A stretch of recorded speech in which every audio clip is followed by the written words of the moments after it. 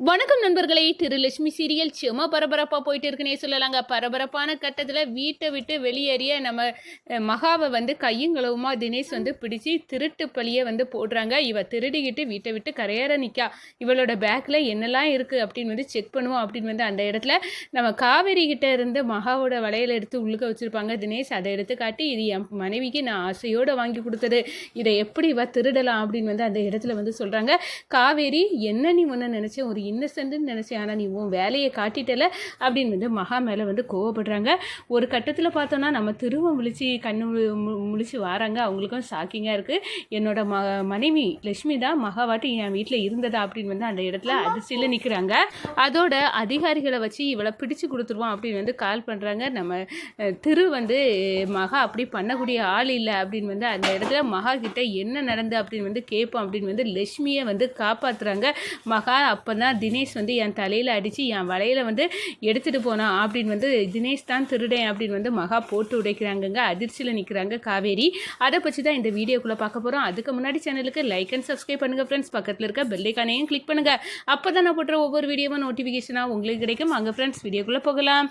First எடுத்த உடனே பார்த்தோன்னா ஒரு சும்மா அதிரடியான பரபரப்பு கட்டம் தான். இதுக்கு மேலே கடவுளே இந்த வீட்டில் இருக்கக்கூடாது, திவ்யாக்கா வாழ்க்கையில் என்னால் பிரச்சனை வரக்கூடாது, அவங்க நல்லபடியாக இருக்கணும், நான் இருந்தேன்னா அவங்களுக்கு கண்டிப்பாக இடைஞ்சலாக இருக்கும், அப்படி இருக்கக்கூடாது அப்படின்னு அந்த இடத்துல நம்ம மகா சாமிக்கிட்ட வேண்டிக்கிட்டு என்னோட கணவரையும் என் அம்பிகாமாவையும் நான் பார்த்துக்கிட்டு இந்த வீட்டை விட்டு கிளம்புறேன் அப்படின்னு முதல் திருவை போய் பார்க்குறாங்க. அவங்களுக்கு காலை தொட்டு கும்பிடுறாங்க.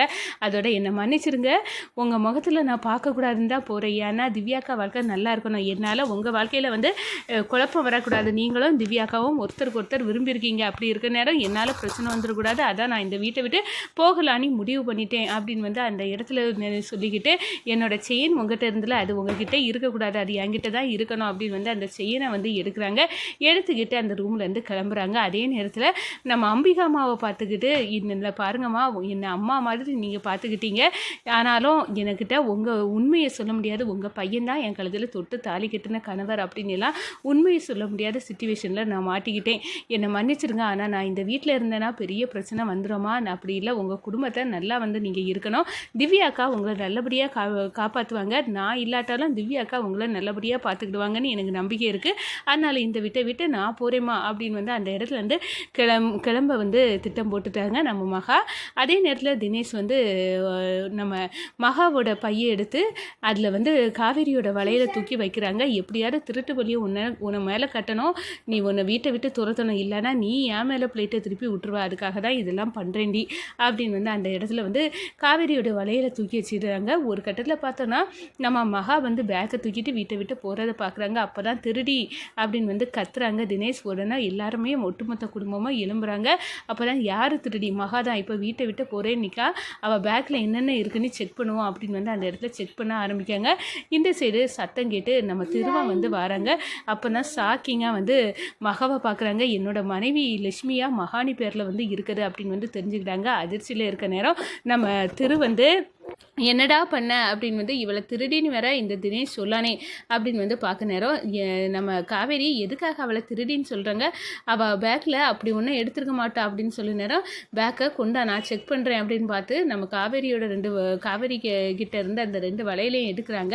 நம்ம மகா பேக்கில் இருந்து அடே அப்பா, நீ எவ்வளோ தூரம் ஏமாற்றி எங்களை நம்ப வச்சுட்டா, நீ நல்லவன்னு நினச்சேன், ஆனால் இப்படி ஒரு கீழ்த்தரமான வேலையை பார்த்துக்கிட்டு இந்த வீட்டை விட்டு இந்த வலையில திருடிக்கிட்டு போனேன்னு நிற்கிறியா அப்படின்னு சொல்ல, வேறு என்னெல்லாம் இருக்கோ பாருங்க அப்படின்னு பார்க்க நேரம் நம்ம திருவோட ரூமில் அந்த மகாவோட செயின் இருக்கும். அந்த செயினையும் எடுத்து போட்டிருப்பாங்க. ஒரு கட்டத்தில் பார்த்தோன்னா என் ரூமில் நான் அந்த ஒரு பொண்ணு தவற விட்ட பொண்ணுக்காக வச்சுருந்த செயின், இதையும் மகா எடுத்திருக்காளா அப்படின்னு என்னமோ அப்போ இருக்குது அப்படின்னு அந்த இடத்துல திரு நிற்கிறாங்க. ஆனால் திரு மகா இப்படி பண்ணக்கூடிய ஆள் இல்லை, என் லட்சுமி, அவள் என் வீட்டில் இருக்குது, எனக்கு கிடைச்ச அதிர்ஷ்டம் தான், இவளை நான் எங்கெல்லாம் தேடினேன், ஆனால் கடவுள் இவளை என் வீட்டிலே எங்கள் அம்மாவை கவனிக்க ஏற்பாடு பண்ணியிருக்குது, திவ்யாவுக்கு தான் தேங்க்ஸ் சொல்லணும் அப்படின்னு நிற்க நேரம் இக்கட்டான நிலையில் இவளை இப்போ நாங்கள் காப்பாற்றியே ஆகணும் அப்படின்னு சொல்லு மகா, நீ இந்த பொருளெல்லாம் எடுத்துருக்க மாட்டேன், சொல்லு இது இப்போ என்ன நடந்ததுன்னு உண்மையை சொன்னால் தான் என்னால் காப்பாற்ற முடியும் அப்படின்னு நம்ம திரு நம்ம மகாட்ட கேட்குறாங்க. ஒரு கட்டத்தில் என்ன பாருங்கள், நான் வீட்டை விட்டு வந்துட்டு இருக்க நேரம் இது எங்கள் அம்மா வளையல், என் கையில் இருந்த வளையல என் தலையில் ஒரு கட்டகம்பாவில் அடித்து தினேஷ் திருடுனான், இங்கே பார்த்தா காவேரி அக்காவுக்கு அவன் வாங்கி கொடுத்தது பண்ணி அந்த வலையில் வந்து போட்டிருக்காங்க. இவன் திருடேன் அப்படின்னு வந்து நான் தெரிஞ்சு நல்லாவே நான் கேட்டு பார்த்தேன். இந்த வீட்டில் மாப்பிள்ளையாக இருந்துக்கிட்டு இப்படி ஒரு திருட்டு வேலையை பண்ணுறீங்களா? உங்களுக்கெல்லாம் நல்லாவே இல்லையா? உங்கள் புத்தி ஏன் இப்படி போகுது? காவேரி அக்கா எவ்வளோ நல்ல அக்காவாக இருக்காங்க, அவங்களுக்கு இப்படி ஒரு ஹஸ்பண்டா அப்படின்னு எல்லாம் நான் ரொம்பவே வந்து திட்டி பார்த்தேன். ஆனால் ஒரு கட்டத்தில் பார்த்தோம்னா அது எல்லாமே வந்து காது கொடுத்து கேட்காத குறையாட்டி இந்த தினேஷ் தரமாட்டோம், இந்த வளையல் வந்து என் மனைவிக்கு தான் அப்படின்னு எல்லாம் வந்து சொல்லிட்டாருங்க.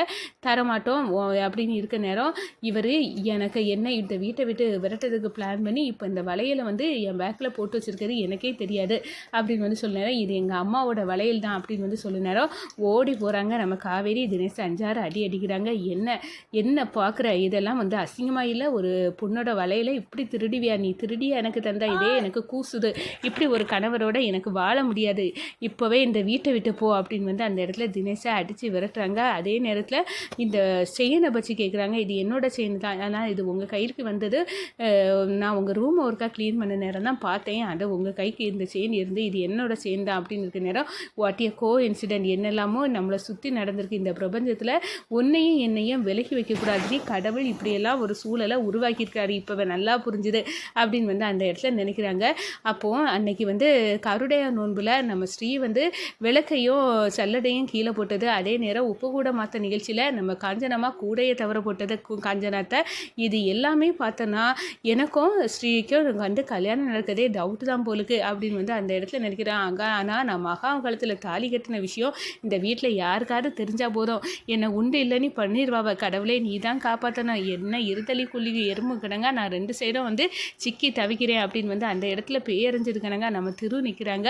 அதே நேரத்தில் நம்ம கவிதா இவளை வந்து வீட்டை விட்டு விரட்டலாம் அப்படின்னு வந்து பார்த்தா, ஆனால் இவ வந்து தப்பி போயிட்டா. ஆனால் காஞ்சனாக்கா சொன்னது மாதிரி இவனுங்க திருக்கும் மகாவுக்கும் இடையில ஏதாவது வந்து லிங்க் வந்துருமோ என்ன, நான் இதிலெல்லாம் நம்ப மாட்டேன். ஆனால் எனக்கே இப்போ தோணுது காஞ்சனாக்கா சொல்லுது உண்மைதான் போலுக்கு.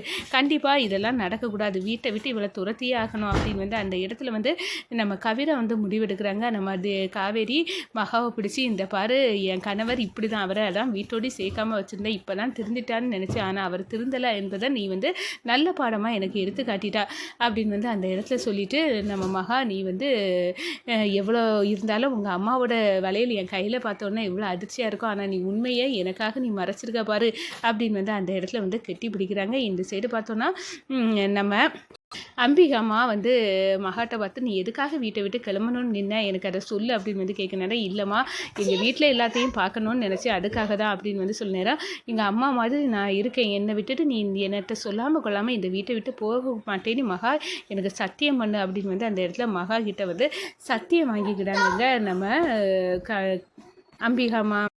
வணக்கம்.